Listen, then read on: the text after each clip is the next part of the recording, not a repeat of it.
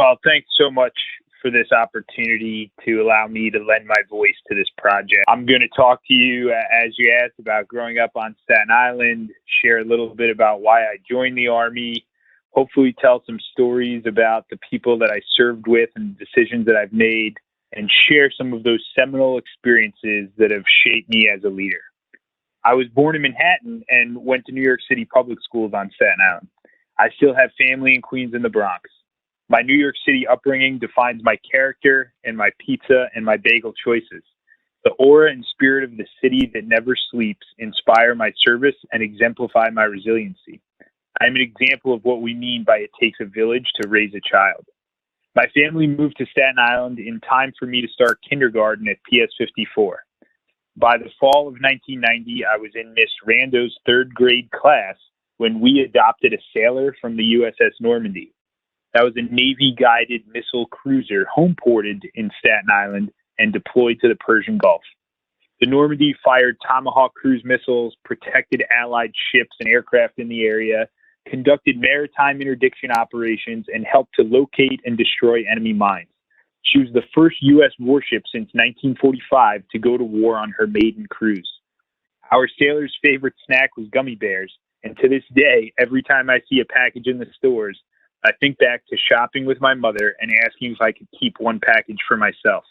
She would never say no. She would just ask, do you want to eat the gummy bears yourself, or do you want the men and women who are so far from home fighting for our freedom to feel cared for and loved? I don't think I had a gummy bear again until I was stationed in Germany as a captain and visited the Haribo factory. Besides sending these care packages and writing letters, Ms. Rando selected me to lead the class discussion on current events about Operation Desert Shield and Desert Storm. I remember watching the nightly news with Dan Rather, Tom Brokaw, and Peter Jennings, seeing that scratchy green footage from rudimentary night vision goggles showing Scud and Patriot missiles in the night sky. I read the Advance in the Times, and I came to school each day ready to talk about the service and sacrifice of our armed forces. I already had a large collection of baseball cards by then, but in 1991, I collected Topps Desert Storm trading cards. The person I admired most while I watched television to learn about the Persian Gulf War was a fellow New Yorker and the highest-ranking military officer in America. General Colin Powell, chairman of the Joint Chiefs, held daily press briefings where he explained the operations of a coalition of forces commanded by another Army general, Storeman Norman Schwarzkopf. When the war was over and the troops were to be celebrated along the Canyon of Heroes on Broadway, I convinced my mother to let me skip school and to take me to the ticker tape parade where I got to see General Powell honored for his leadership. Going to parades has become a pastime for me, but more on that later. From PS 54, I went to IS 72 and then Staten Island Tech for high school. There, I was a regular kid. I didn't play a varsity sport. My grades put me in the middle of the pack. I wasn't popular, and I didn't know what I wanted to do when I grew up. I wasn't part of Tech's famous Sing. I still really can't sing and dance. I took the S-57 bus before there were Metro cards. My bus pass was a coveted and protected piece of cardboard, and I would sit in the back listening to Wu-Tang on a Walkman.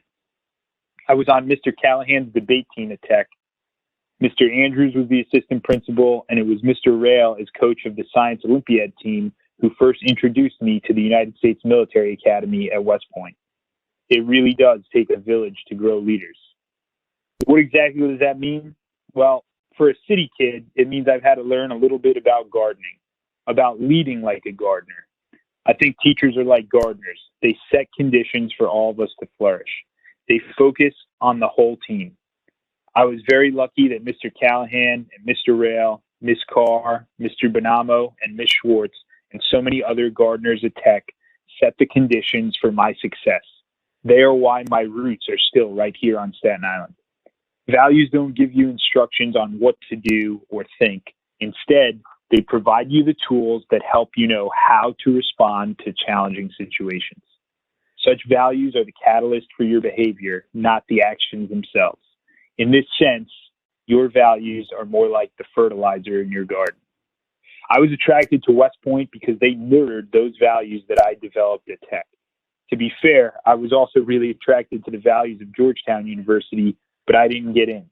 If you're listening to this and you didn't get into one of your top schools, you are in what I hope is still pretty decent company. Looking back, I found my core values even before I joined the Army at Tech.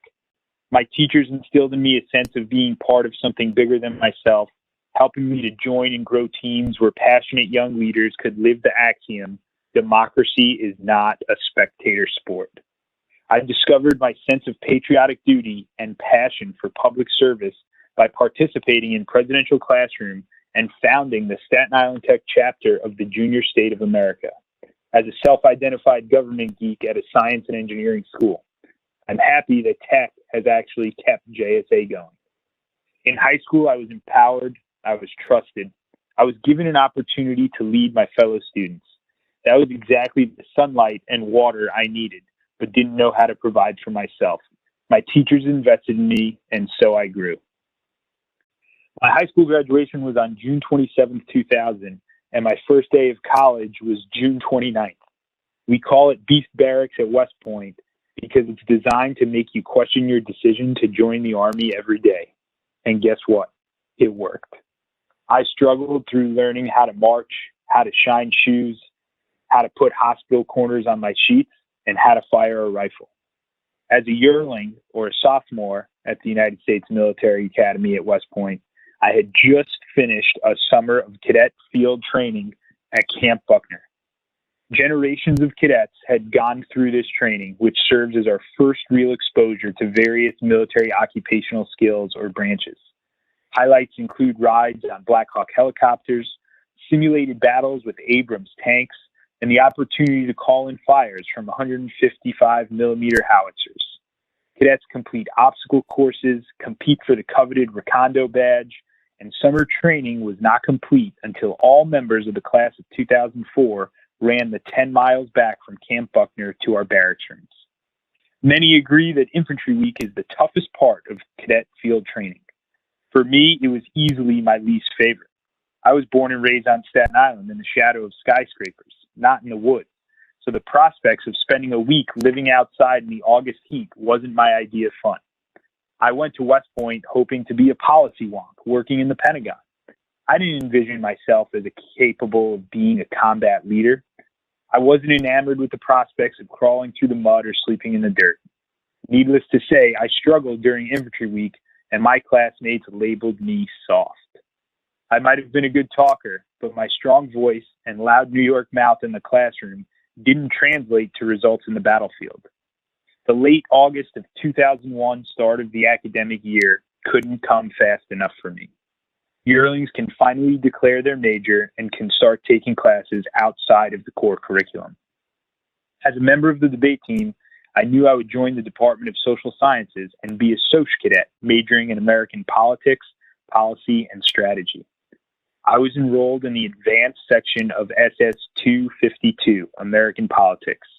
I was excited for my instructor, Colonel Rob Gordon, having heard that as a junior officer, he had been an aide to General Colin Powell, the very same General Powell who I learned about during my time at PS 54, who I got to see in person in the Canyon of Heroes, who was responsible for igniting my passion for public service and desire to join the Army.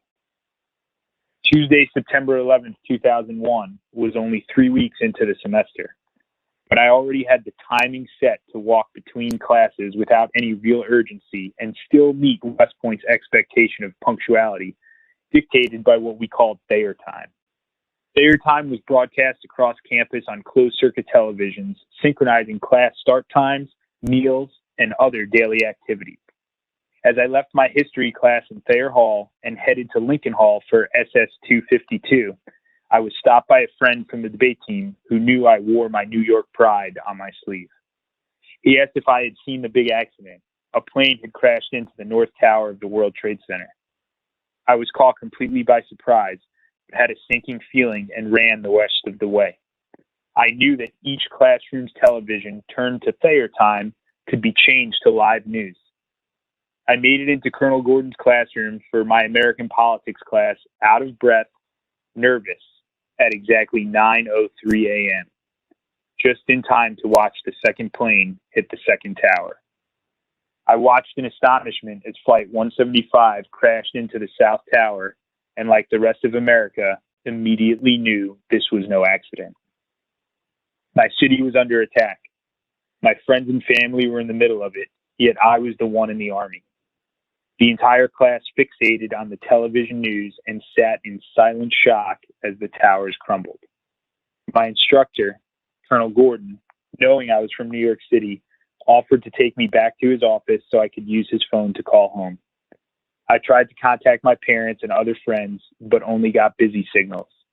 The cell towers, television antenna, and so many other citywide communication systems resided on the rooftop of the World Trade Center.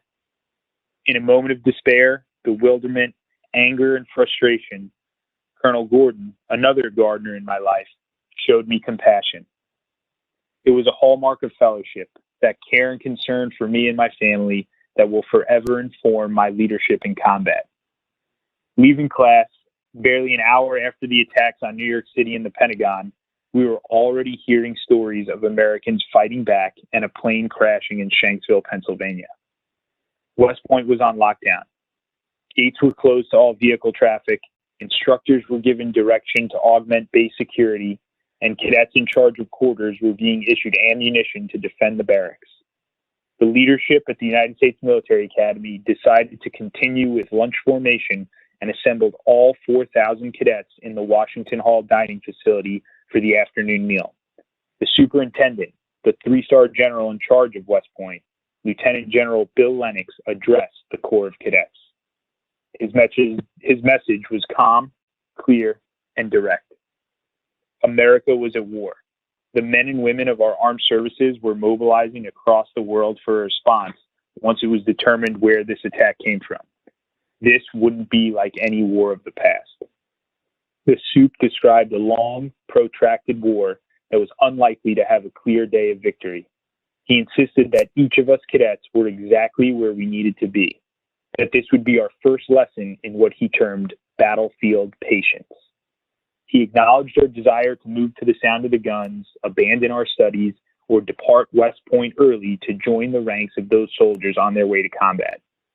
Instead, the soup declared that those men and women needed us to complete our training and not focus on wondering if we would get our chance. Instead, we must put all of our efforts into being ready when called upon, and that the soldiers beginning this new war would need us to pass that baton to in order to continue to take this fight to America's enemies. He directed the crew team to be on the Hudson River that afternoon. He announced no change to class schedules. He declared that West Point would not skip a beat in the face of the worst terror attack on American soil in U.S. history. Lieutenant General Lennox exuded understanding, confidence, poise, and perspective. He challenged the Corps of Cadets to exercise battlefield patience and to trust the process and the leaders who had a vision and a sense of clarity that could see through the despair of losing the first battle. Lieutenant General Lennox's foresight, his ability to see past the shock of the moment, and his calm in crisis are attributes I have since tried to emulate in my own leadership. Later that night, after I spoke to my family and heard from high school classmates who hadn't yet found their first responder parents, I sat in my room in silence, reflecting on my purpose. The Thayer Time television channel, broadcast all across West Point, started playing in continuous loop the song Only Time. The lyrics asking all of us, who can say if your love grows as your heart shows? Only time. And who can say where the road goes, where the day flows? Only time. My heart was with my home, my city, and the road I was on to becoming an Army officer suddenly had new meaning. I joined the military of the world's superpower as a bookish kid with no prospects of conflict, and I was still soft at the end of infantry week. In a flash, America was at war with an unseen enemy.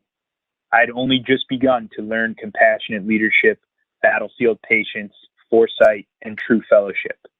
In the late summer of 2002, the class of 2004 would be faced with a choice no USMA class had dealt with since Vietnam.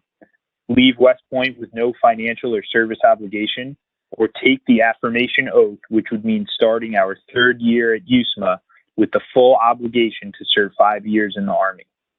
In the fall of 2003, I surprised most of my classmates and that part of me that hated sleeping outside by branching infantry. In truth, by the time the sun had set at 7:12 p.m. Thayer time on Tuesday, September 11th, 2001, I knew my time and my purpose was to serve in the infantry. I felt it gave me the best chance to lead, to demonstrate Colonel Gordon's empathy, to develop the wisdom and conviction of Lieutenant General Lennox, and to do my part to ensure that no New Yorker, no American, no one at all lost a life in vain that day. So many of my social professors, Reed Sawyer, Joanne Moore, Cindy Jebb, and Mike Neese, contributed immensely to me as a cadet, a debater, and an Army officer. It was because of them that I knew I wanted to one day teach at West Point myself.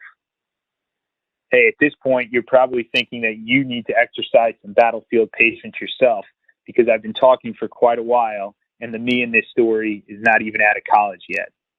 But I did finally graduate in 2004, and I had 60 days of leave before my real career as an infantry officer began.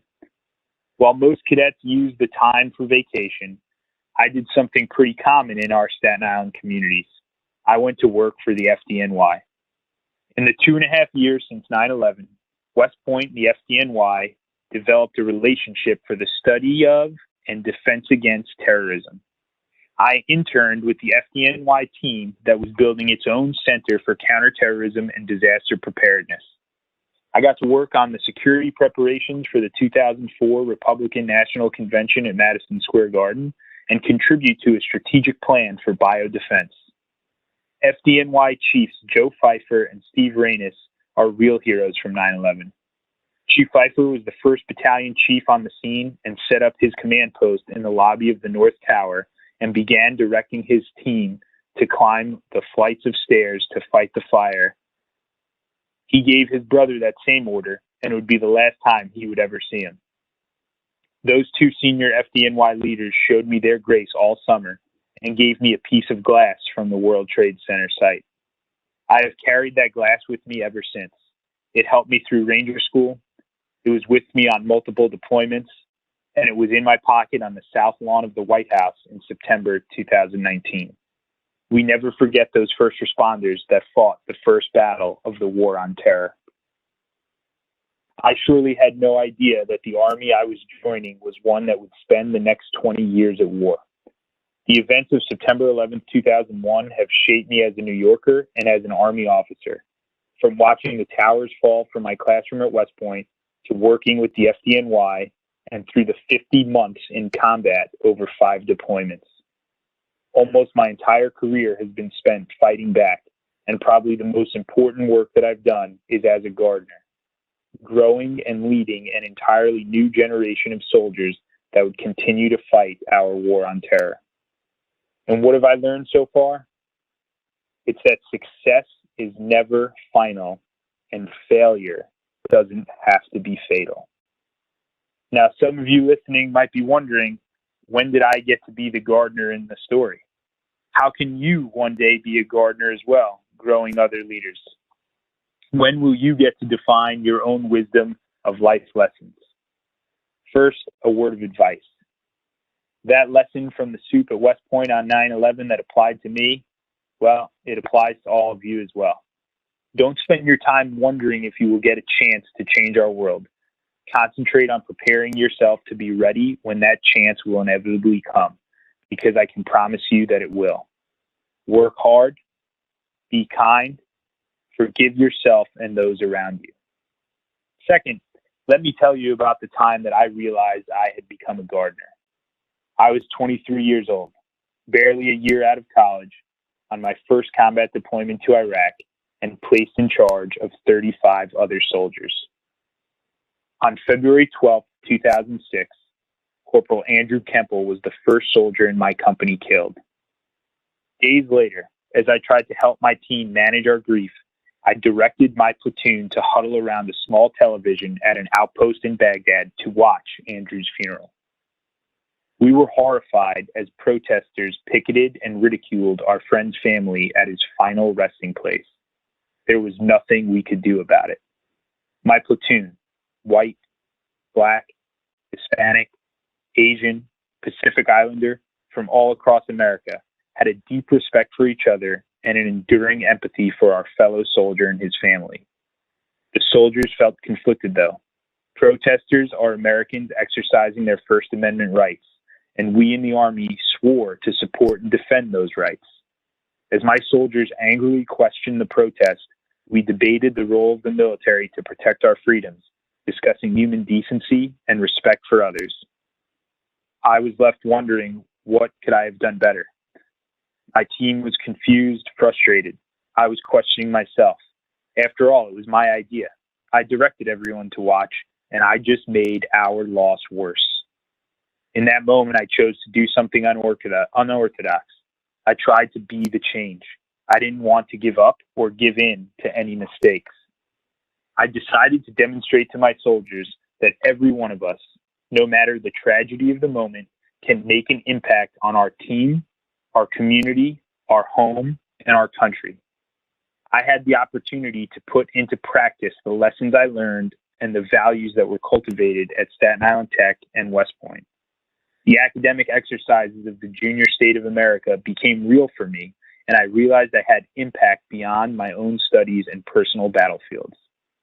I wrote a letter to Assemblyman Michael Cusick about Corporal Kemple and the need to balance free speech with the physical and emotional safety of the families of fallen soldiers. Assemblyman Cusick then sponsored and Governor Patterson signed a bill limiting military funeral protests in New York State. When Assemblyman Cusick presented me with the pen the governor used to sign the law, I knew that it was now my time to motivate, inspire, encourage, and empower others. That pen is mightier to me than any weapon wielded by our enemies. But our enemies do wield weapons, though, real ones. And sometimes as leaders, we have to both trust and protect our soldiers at the very same time in order to defeat the enemy in combat. Several months later, during that same deployment to Iraq with the 101st Airborne Division, my platoon sergeant went on his R&R leave. It was my responsibility to pick another soldier to step up and fill that role in the platoon sergeant's absence. I chose Staff Sergeant Jimmy Poston. He was younger than the other squad leaders. He was ambitious, motivated, and diligent. He certainly hadn't expected to receive that level of responsibility, though. A couple of days into the platoon sergeant's leave, our team was called to respond to an attack on civilian contractors in our area of operations. As the quick reaction force, my platoon arrived on the scene to defend the convoy and help them treat their casualties. As a platoon leader, it was my job to secure the area and continue the fight towards the enemy. As platoon sergeant, it was Sergeant Poston's responsibility to take care of the wounded, ensuring all of them were tended to. Sergeant Poston came to me, detailing the injuries and handing me the information needed to call in a medevac helicopter, which is what he recommended we do. I told Sergeant Poston to set up a landing zone and call for the helicopters himself, even though he had never done it before. I could tell that he was unsure why he was being given this responsibility in such a crucial moment. I monitored the conversation on the radio while he flawlessly executed the evacuation of our casualties off the battlefield and got them the medical care they needed. When the mission was over and we were back on base conducting our after-action review, Sergeant Poston waited until everyone else had left the room. He asked me why I made the decision to give him such a big responsibility. He was looking for some pearl of wisdom, some philosophical answer. Instead, I told him the truth. I didn't want the first time he was calling in a medevac helicopter to be when the patient was me lying on the ground. He was honest. We both laughed, but we also both learned that trust is something you get more of by giving it away. And leadership is a process, not a product. Our job as leaders is not just to make good followers. It's to grow more leaders. Squad leaders like Staff Sergeant Poston play a unique role in the Army.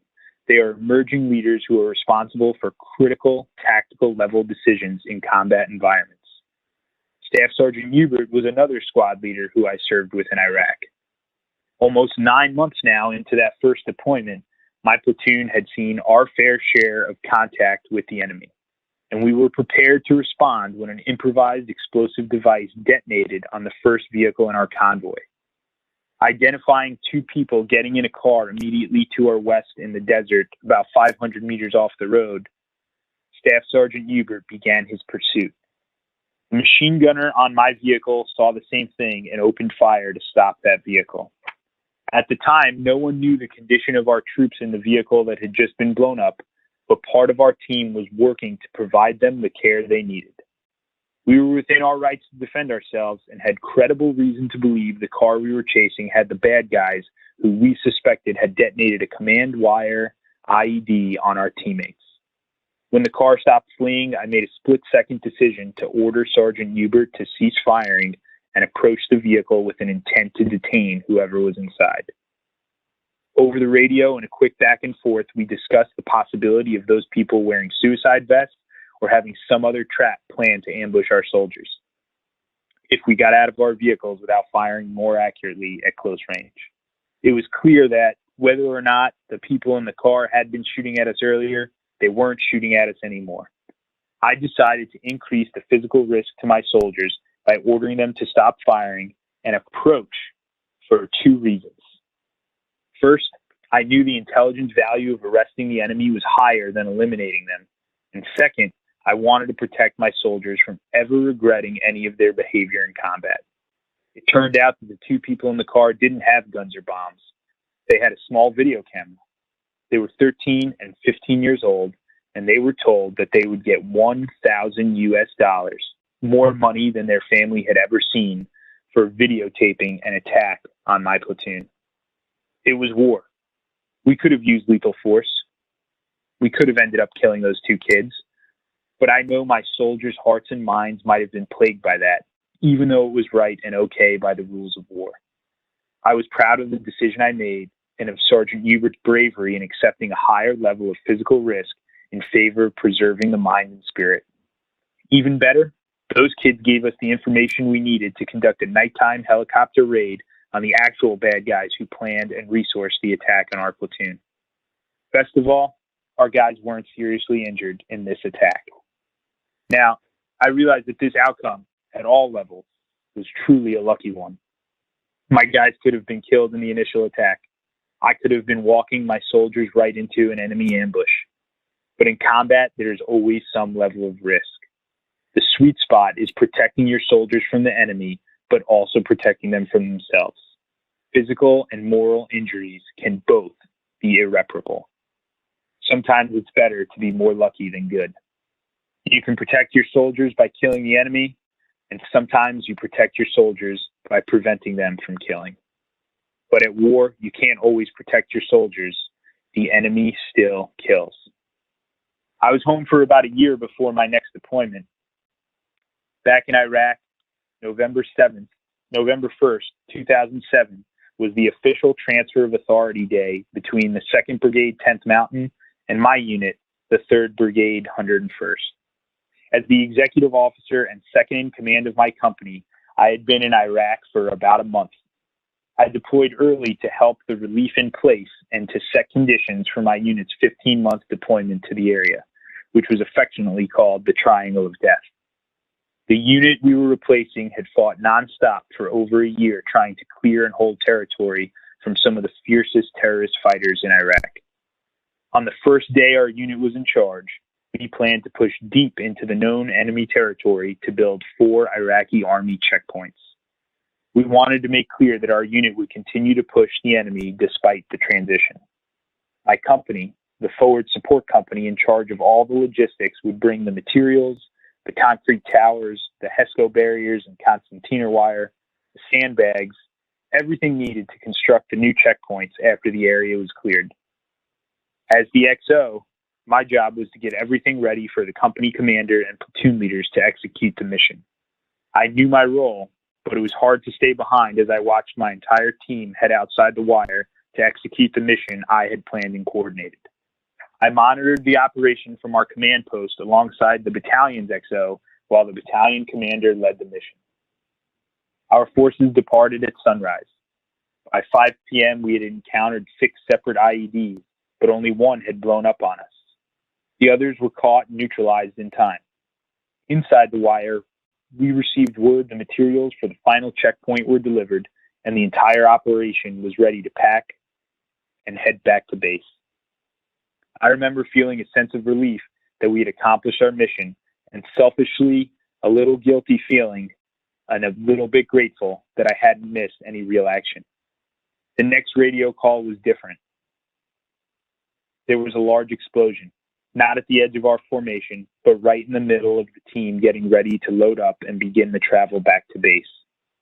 The deep-buried homemade explosive of over 200 pounds ripped through Lieutenant Tracy Alger's vehicle, and the vehicle was burning. She was one of my platoon leaders. The gunner was thrown from the vehicle, and the passenger exited on fire. I would find out later that it was the battalion commander that tackled him to put the fire out, but not before he had third-degree burns over 70% of his body. Lieutenant Alger never made it out of the vehicle. In addition to Lieutenant Alger, the attack injured 11 people, including the battalion commander, battalion operations officer, and sergeant major.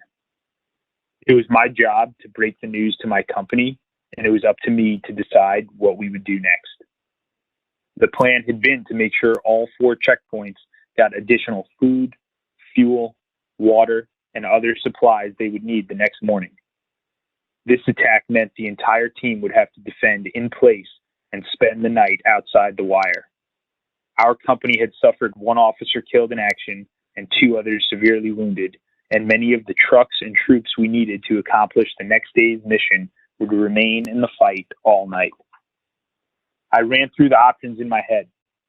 I decided we would conduct tomorrow's mission as planned in order to honor Lieutenant Alger's sacrifice and to show both ourselves and the enemy that we don't give up in the face of adversity, even death. I'm going to tell you one more story about losing a soldier. I think these stories, while hard to tell, keep them alive. I became commander of Dog Company, 2nd Squadron, 2nd Stryker Cavalry Regiment on December 15, 2009, and deployed to Afghanistan for the first time in June of 2010. On November 20th, 2010, my entire company was moving from Zabul province to Kandahar. We were moving all of our people, vehicles, and equipment from one base to another on the only highway in the whole country called the Ring Road. This wasn't a combat mission. We were moving from point A to point B with a mix of military and civilian vehicles using the same 2-lane ring road which ran along a cliffside. I had a feeling we were driving too fast, even though our vehicles were rated for 70 to 75 miles an hour, and my driver said we were doing somewhere between 60 and 65. The platoon up front had done this drive before, so I chose not to direct anyone to slow down. There's a civilian 18-wheeler coming towards us, and again, our mission here is to share the road. We didn't force that vehicle to stop. We didn't fire warning shots. But the 18-wheeler started to drift into our lane, and the driver of one of our vehicles tried to steer clear while moving pretty fast with my silent consent, causing a rollover. The rollover killed Sergeant Robinson, who was the gunner in the hatch. That was when I realized not to hesitate and to recognize my responsibility when in charge to be in charge. I don't hesitate anymore to speak up and lead when I know it needs to be done. Do we judge decisions like that one by the information available at the time or based on the results? In training, you understand that you may lose people fighting the enemy, but that's not the same as one of your troops dying in what amounted to a car accident. One of the hardest things I've ever done was to be part of the 4-person team that carried Sergeant Robinson's stretcher to a medical evacuation helicopter, knowing there was nothing the doctors could do. Deployments are always hard, but there are always people at home who make them significantly more bearable. I had hoped that the gummy bears we sent to the USS Normandy made a difference to our sailor. When I assumed company command, and my unit was adopted by Paul Dietrich and the Gold Star Post VFW, I knew how impactful a piece of home could be. I had met Paul at another parade. Seeing the theme here, the Staten Island 4th of July parade, one that I never miss. For the year that my company was deployed, Paul and the members of the Gold Star Post sent us those small pieces of home that we needed most during our most difficult times.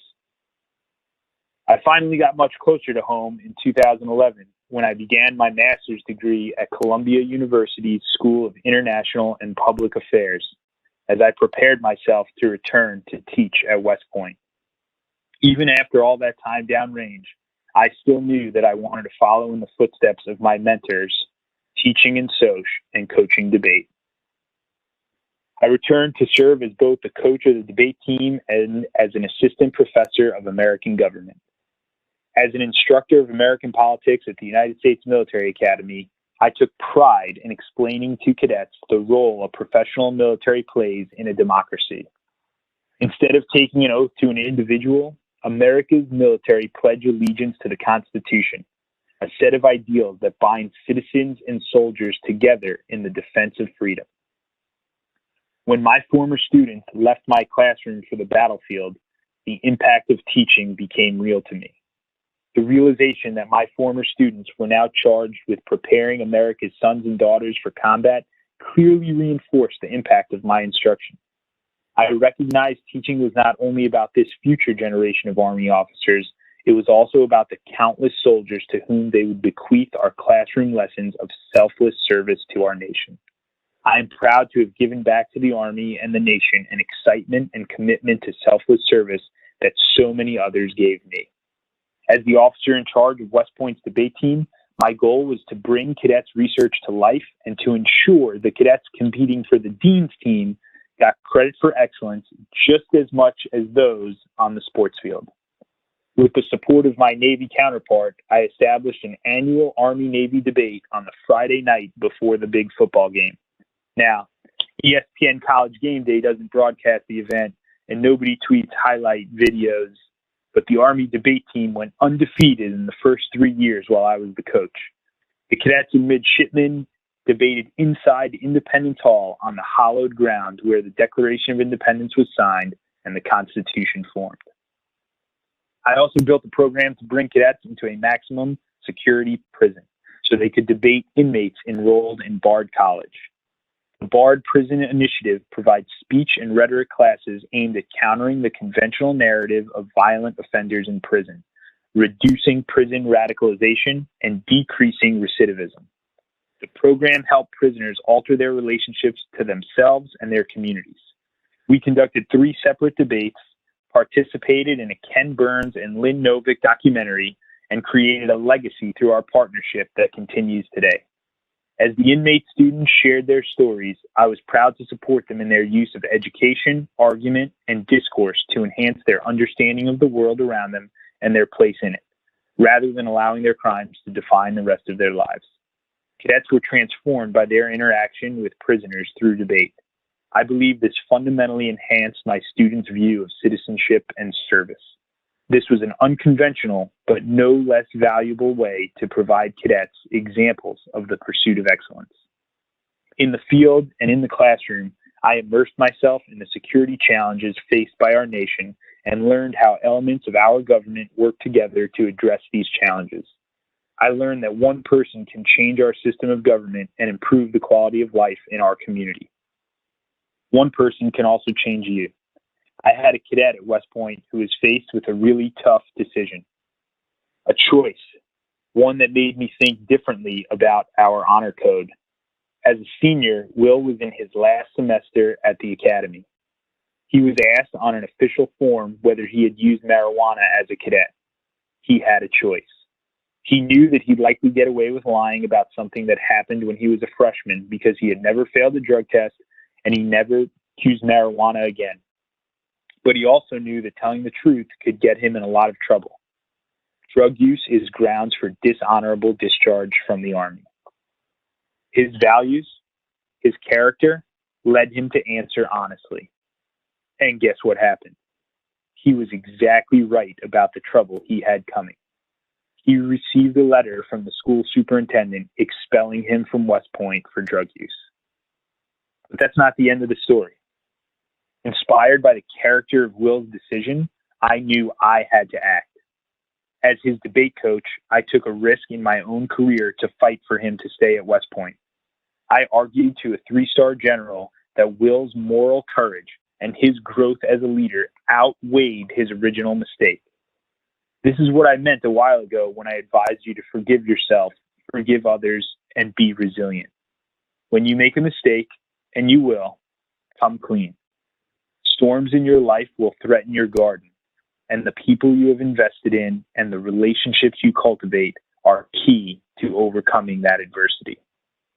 Will went on to become a captain in the 101st Airborne Division, tending to his own garden of soldiers with the strength of conviction in his values. During the summer, when most teachers use vacation time between semesters to do research, write, or prepare their syllabus for a fall class, I volunteered to deploy a 4th time, this time back to Iraq to fight ISIS. In May of 2015, I boarded a flight to Baghdad to return to the exact same base where I had first served in combat as a 2nd lieutenant 10 years prior. Now, as a major and a college professor who hadn't been to war in over 4 years, I was joining the 82nd Airborne Division as they were planning a counterattack to liberate Mosul, the largest city in the ISIS caliphate. I was assigned to 3rd Brigade, the 505th Parachute Infantry Regiment, whose commander in World War II was Brooklyn native Jumpin' Jim Gavin. I was the Iraqi Security Forces training officer. My main job was to partner with the Iraqi Army planners as they coordinated their march towards Mosul. Returning to the classroom that fall, my cadet's final project was a classified virtual presentation to the 2-star general in charge of the fight against ISIS, where they each had an opportunity to play the role of the president's national security advisor. In June of 2016, and when it was my time to leave West Point, my chance to join the 82nd Airborne Division on a more permanent basis became a reality. 7 months later, I became a jump master. Jump masters, like all other paratroopers, exit the aircraft in the middle of the night wearing a 50-pound parachute on their back and 75 pounds or more of gear strapped between their legs. But they, jump masters, are also the primary people responsible for the safe execution of the entire mission before anyone ever hits the ground. Being a jump master means you are the person that mitigates the majority of risk to each individual paratrooper by checking their equipment, checking the aircraft, and determining when it is safe to exit. This is something I had never trained to do before being selected for assignment to the 82nd, fresh out of my time as a college professor. The Army expects nothing of you if not versatility. The 82nd Airborne, as part of the Global Response Force, plans to be in the air going anywhere in the world in 18 hours. In June of 2018, the 82nd Airborne got to test this as part of a major annual NATO training exercise in Europe. We were alerted to get on Air Force C-17s from Fort Bragg, North Carolina, conduct mid-air refuel somewhere over the Atlantic, start donning our parachutes inside the plane at the 10-hour mark of the flight, and jump into Latvia 13 hours after takeoff from North Carolina. We would be there on the ground in Latvia for the next week. The training mission was to seize an airfield, open an airhead line, prevent enemy counterattacks on the airport, and support the flow of additional troops and equipment in and out of the airfield. The 82nd embodies the phrase, train as you fight.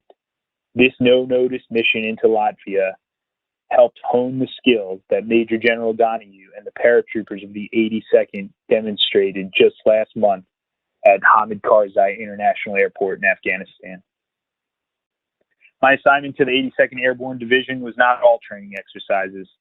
Later that summer, I began my 5th combat deployment and my 2nd trip to Afghanistan to serve as the aide-de-camp to the commanding general of all U.S. and NATO forces in Afghanistan, first serving General Nicholson for 6 weeks before General Scott Miller took command. I advised the commander, planned his schedule, arranged and coordinated his travel and meetings. I facilitated his engagements with the military leaders of 41 coalition nations, the government of Afghanistan, and leaders in Washington, D.C. and the capitals of 28 NATO allies.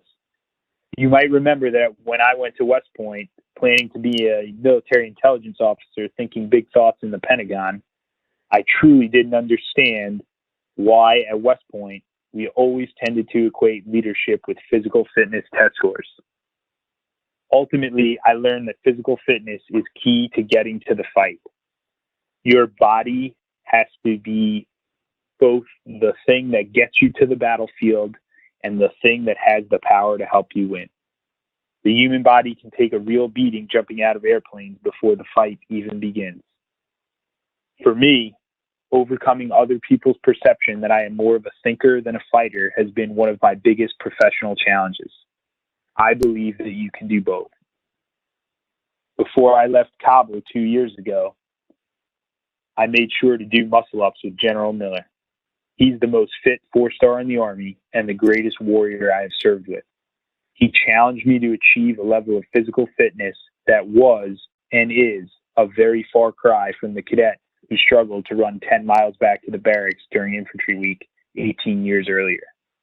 No matter how far you've come or how old you are, there will still be gardeners in your life that come along to help you continue to grow. I left Afghanistan and was selected as a White House Fellow in August of 2019, where I served in the Office of Management and Budget. The White House Fellowship Program was created by President Lyndon Johnson in 1964 to help bring America's young leaders to the highest levels of government and help educate and inspire their leadership and commitment to public service. Fellows come from all walks of life, including lawyers, doctors, and corporate America. In fact, military members are the only federal government employees eligible to serve as White House Fellows. My job for the year as a fellow was to help write the president's budget, specifically trying to bridge the gap between our published defense strategies and the funding for training and equipment. I had joined a line of Army officers who were also White House Fellows, including the former NATO Supreme Allied Commander, General Wes Clark, and some of the other characters who I've talked about in this story. The Sup Lieutenant General Bill Lennox, Colonel Rob Gordon, who taught me SS-252, who let me try to call home from his office on 9/11, and yes, my childhood hero from that parade in New York City, General Colin Powell. As a White House Fellow, it truly was a dream come true to have lunch with General Powell and to have him autograph my General Colin Powell Topps Desert Storm trading card that I had saved for almost 30 years. My favorite part of the fellowship, though, was being able to give tours of the West Wing of the White House. When COVID hit and everything was shut down, I decided to try and give young kids whose schools couldn't take field trips anymore a virtual visit to the White House, be it on Zoom or Microsoft Teams or any other online platform, to show kids on Staten Island and all across New York City where America happens. I spent the last 6 months of my time in the White House supporting the coronavirus task force, helping design the plan to reopen America again. In August of 2020, I transitioned to the Pentagon, where a few months later, another Staten Islander asked me to join his team.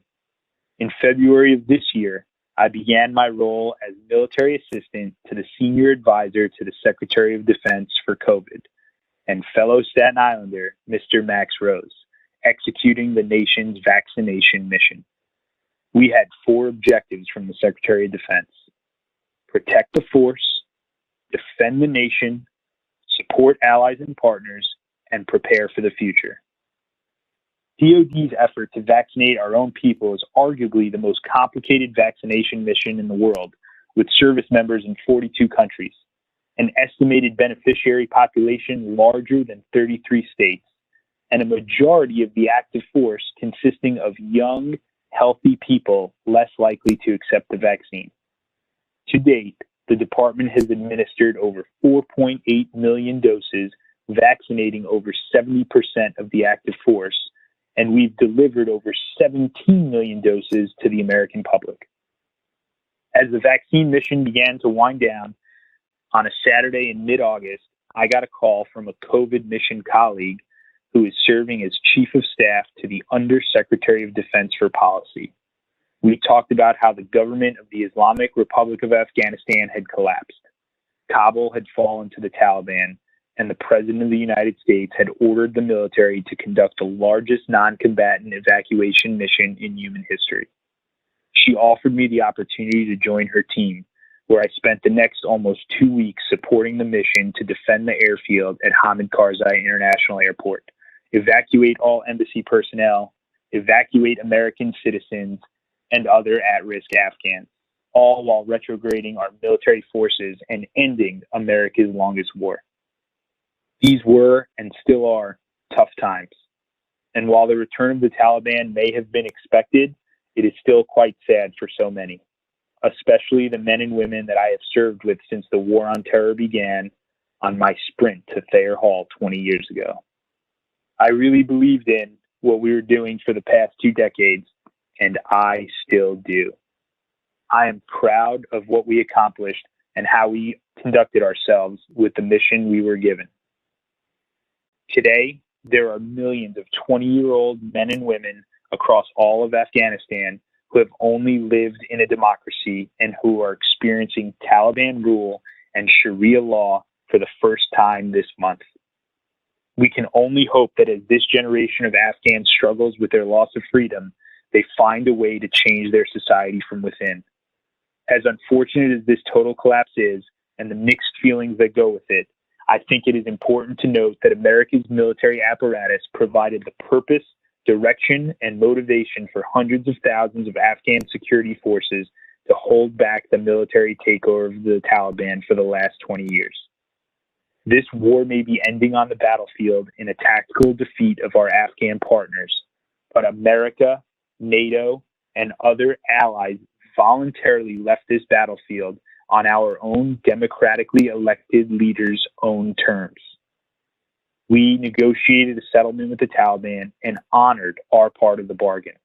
The Taliban have yet to completely live up to their end of the agreement with us and used violence to destroy the Islamic Republic. As they install a new emirate, we can accept that our side lost the Afghan civil war, but we must remain vigilant against the terrorists who used that same land to attack America 20 years ago. I hope when this story is written, even though the ending right now is not what we hoped for or expected, the manner in which we ended this war and left Afghanistan, I hope will be remembered for the heroism of our forces, not just over the last 20 years, but over the last 2 weeks, who remained in harm's way to do nothing but rescue Americans, allies, and Afghans alike from sure death at the hands of their enemies. I'm especially mindful of the 11 Marines, 1 Navy corpsman, and 1 soldier who died on 26 August 2021 so that others may live. I'm comforted that America doesn't have forever enemies, and that even President George W. Bush, in the immediate aftermath of 9/11, offered the Taliban a path to peace. The Taliban chose to make their mark with Osama bin Laden and Al-Qaeda, and that's why America invaded. Today, I leave this war confident that after 20 years of violence, many of the Taliban senior leaders have learned the lesson of America and our allies' strength and commitment to freedom, and that a new Taliban-dominated government in Kabul will not condone, will not support, and will not permit Afghan soil to be used as a springboard of global jihad, and that they will not deny their own citizens, especially women and children, the education and freedoms all people deserve. And if that holds true, America will have won the day in its war on terror. Only time will tell. This year, on the 4th of July, 2021, I was exactly where you'd expect me to be, at the parade on Staten Island. I had a chance encounter with a talented photographer who tasked me with writing down what it means to me to be an American. Right before he snapped my portrait with a vintage camera, I wrote, "I am proud to be an American and an Army officer. It is special and unique that our oath is to an idea, not a person. And it is an honor to continue the traditions and preserve our freedoms as so many men and women have before me. I am especially thankful to those overseas who continue to sacrifice for our way of life.